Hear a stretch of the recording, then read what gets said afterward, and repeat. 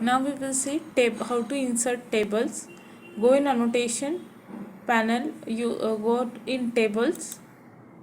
So this is how insert table dialog box appear.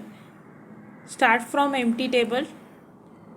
Number of columns, we can increase or decrease number of columns. Column width, we can increase or decrease data row, number of rows and height of rows.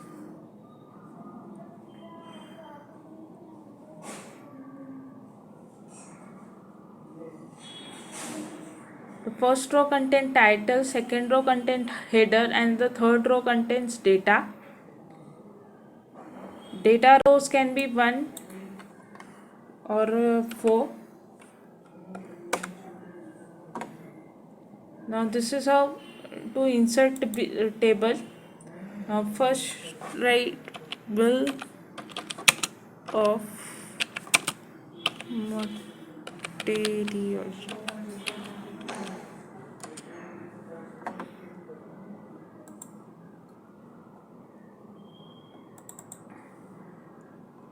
First number,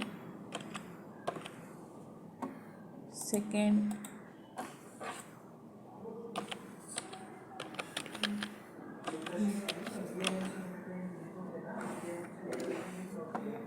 material, third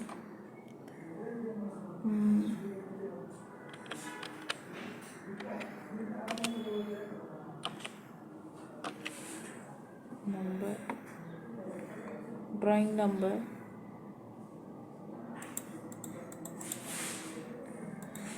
we can change the table, edit table using this properties.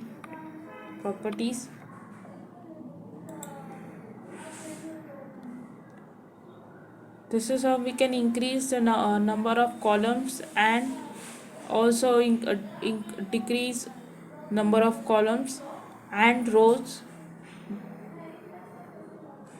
This is the title, this is the header, and this is the data.